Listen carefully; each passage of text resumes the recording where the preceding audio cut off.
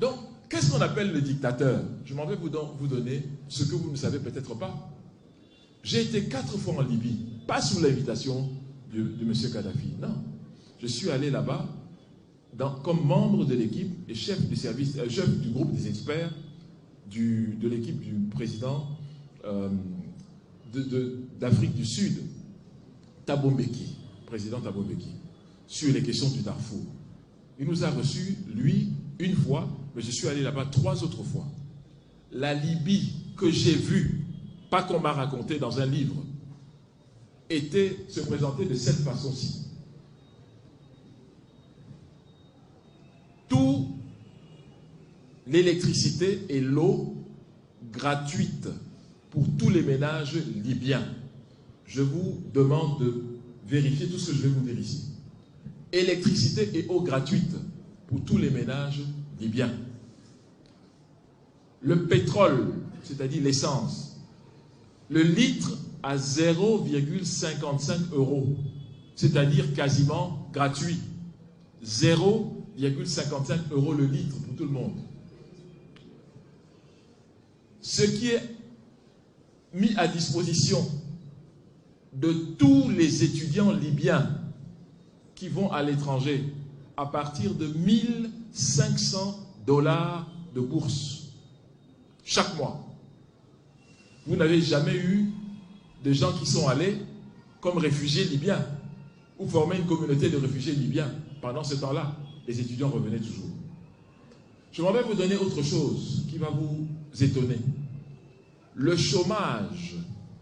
Si vous aviez la malchance d'être en chômage, l'État libyen payait à tout chômeur, disons que vous êtes ingénieur, l'équivalent de votre salaire de base d'ingénieur chaque mois, en attendant que vous trouviez un emploi. On vous payait comme si vous étiez déjà en fonction. Ce qui vous manquait, c'était les indemnités de responsabilité et autres. Mais le salaire de base, tous les ingénieurs, tous les professeurs, tous les cadres avaient leur argent. Le PNB par habitant de la Libye, 12 000 $ par citoyen. 12 000 $. La fourniture en eau d'un pays du désert, tout ce que je dis, vous allez noter pour aller vérifier, pour voir que le professeur Brody ne raconte pas n'importe quoi. Vous allez noter.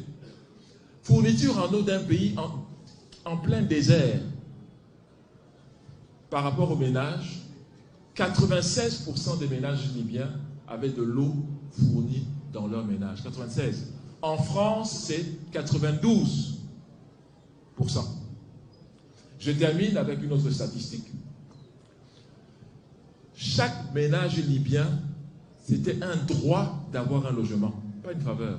L'État donnait un logement à chaque ménage libyen. J'ai dit à mes amis libyens que ce n'est pas possible. Ils m'ont dit, professeur, demain, nous irons à la mairie et vous allez voir le mariage auquel nous allons assister, n'importe lequel, vous allez voir comment il va se terminer.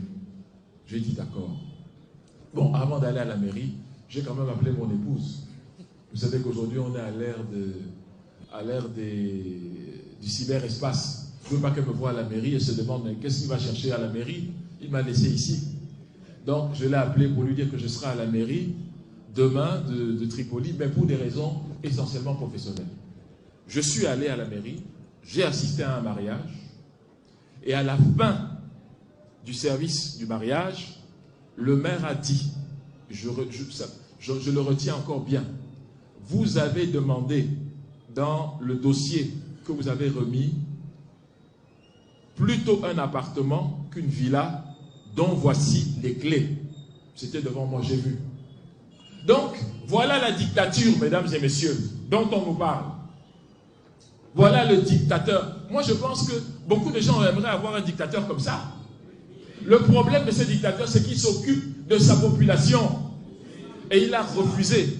Il a refusé de donner le pétrole libyen à ceux qui imposaient qu'on le leur donna. Il a refusé cela. Voilà son crime. Il arrive le 1er septembre 1969.